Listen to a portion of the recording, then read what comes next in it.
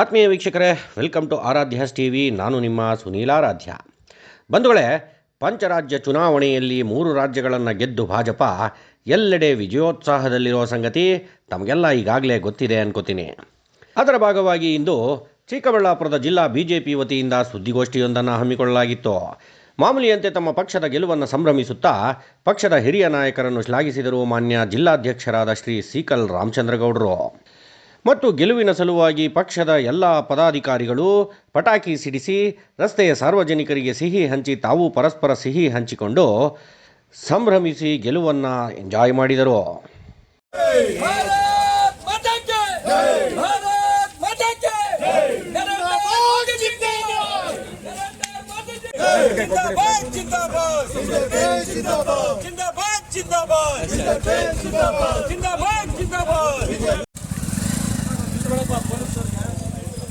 ಕೊಡಿ ಮಧುವಣ್ಣ. ಬಿಜೆಪಿ ಗೆದ್ದಿದೆ, ದಯವಿಟ್ಟು ಸಿಹಿ ತಿಂದೆ. ಬಿಜೆಪಿ ಗೆದ್ದಿದೆ. Thank you.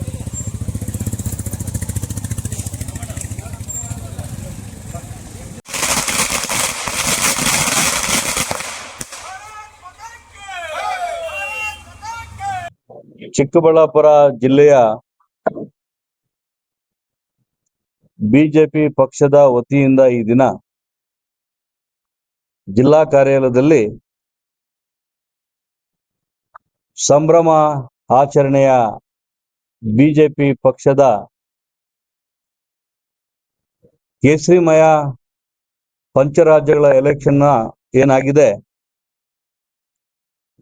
ಮೋದಿಜಿಯವರ ನಾಯಕತ್ವದಲ್ಲಿ ಏನು ಇವತ್ತು ಬಂದಿರತಕ್ಕಂಥ ಫಲಿತಾಂಶವನ್ನ ಇಡೀ ಜಿಲ್ಲೆಯಲ್ಲಿ ನಾವು ಜಿಲ್ಲಾ ವತಿಯಿಂದ ಆಚರಣೆ ಮಾಡ್ತಕ್ಕಂಥದ್ದು ಇವತ್ತಿದೆ. ನನ್ನೆಂದೂ ಮಾಡ್ತಾ ಇದ್ದೀವಿ. ಎಲ್ಲ ವಿಧಾನಸಭಾ ಕ್ಷೇತ್ರದಲ್ಲಿ ಮಾಡಿದ್ದಾರೆ. ಚಿಕ್ಕಬಳ್ಳಾಪುರದಲ್ಲಿ ಕೂಡ ಇವತ್ತು ನಾವು ಸಂಭ್ರಮ ಆಚರಣೆಯನ್ನ ಮಾಡ್ತಾ ಇದ್ದೀವಿ. ಇವತ್ತು ಇಡೀ ದೇಶದಲ್ಲೇನೆ ಭಾರತೀಯ ಜನತಾ ಪಾರ್ಟಿಯ ಶಕ್ತಿ ದೇಶ ಉಳಿತಕ್ಕಂಥ ಕೆಲಸ ಏನು ಮೋದಿಜಿ ಅವರ, ಅಮಿತ್ ಶಾ ಅವರ, ನಿತಿನ್ ನಬೀನ್ ನಮ್ಮ ಅಧ್ಯಕ್ಷರ ನಾಯಕತ್ವದಲ್ಲಿ ಇವತ್ತು ಎಲ್ರಿಗೂ ನಿರೀಕ್ಷೆಗೆ ಮೀರಿ ವೆಸ್ಟ್ ಬೆಂಗಾಳಲ್ಲಿ ನಿರೀಕ್ಷೆ ಏನಿತ್ತು ಅದಕ್ಕೂ ಮೀರಿ ಇವತ್ತು ಸಂಖ್ಯೆ ಗೆದ್ದಿರ್ತಕ್ಕಂಥದ್ದಾಗಿದೆ. ಕಾಶ್ಮೀರಿ ಗಡಿಯಲ್ಲಿ ಪಾಕಿಸ್ತಾನಕ್ಕೆ ಯಾವತ್ತು ನಾವು ಬಾರ್ಡರ್ನ ಗಡಿಯಾಗಿ ಬಿಚ್ಚತಕ್ಕಂಥ ಕೆಲಸ ಏನು ಅಮಿತ್ ಶಾ ಜಿ ಅವರ ನಾಯಕತ್ವದಲ್ಲಿ ಏನ್ ಮಾಡಿದ್ರು, ಆರ್ಟಿಕಲ್ 317 ಏನ್ ತೆಗೆದ್ರು, ನಮ್ಮ ಭಾರತಕ್ಕೆ ಸ್ವಾತಂತ್ರ್ಯ ಬಂದಂಗ ಆಯ್ತವ.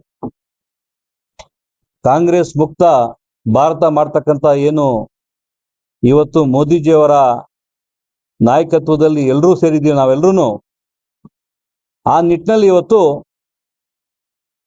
ವೆಸ್ಟ್ ಬೆಂಗಾಲಲ್ಲಿ ಕೂಡ ಬಾಂಗ್ಲಾದೇಶಕ್ಕೆ ಬೇರೆ ದೇಶ ಬಾಂಗ್ಲಾದೇಶ, ಆ ಬಾಂಗ್ಲಾದೇಶಕ್ಕೆ ಬಾರ್ಡ್ರೇ ಇರಲಿಲ್ಲ, ಬಾರ್ಡರ್ ಇಲ್ದಿರ್ತಕ್ಕಂಥದ್ದಾಗಿತ್ತು.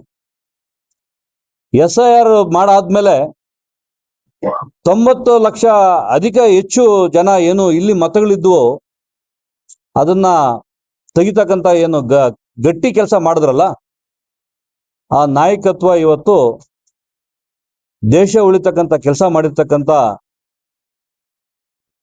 ಮೋದಿಜಿಯವರ ನಾಯಕತ್ವ ಇವತ್ತು ಭಾರತನ ಉಳಿತಕ್ಕಂಥ ಕೆಲಸ ಮಾಡ್ತಾ ಇದ್ದಾರೆ. ಅದಕ್ಕೆ ನಾವೆಲ್ಲರೂ ಜಿಲ್ಲೆಯ ವತಿಯಿಂದ ಮೋದಿಜಿಯವರ ನಾಯಕತ್ವಕ್ಕೆ, ಅಮಿತ್ ಶಾ ಅವರಿಗೆ, ನಿತಿನ್ ನಬೀನ್ ಅವರಿಗೆ ಅಭಿನಂದನೆಗಳನ್ನು ತಿಳಿಸ್ತೀವಿ. ವೆಸ್ಟ್ ಬೆಂಗಾಲಲ್ಲಿ ಅಲ್ಲಿಂದ ಬಾರ್ಡರಿಂದ ಆಚೆ ಬಂದು ಒಳಗಡೆ ಬಂದು ಬಾಂಗ್ಲಾದೇಶದಲ್ಲಿ ಬಂದಿರತಕ್ಕಂಥ ಸಾಕಷ್ಟು ಕಾರ್ಮಿಕರು ಇವತ್ತು ಏನು ಅವರು ಬರೀ ವೆಸ್ಟ್ ಬೆಂಗಾಲ್ ಇರಲಿಲ್ಲ, ಇಡೀ ದೇಶದಲ್ಲಿದ್ದಾರೆ. ಚಿಕ್ಕಬಳ್ಳಾಪುರದಲ್ಲಿ ಕೂಡ ಇದ್ದಾರೆ.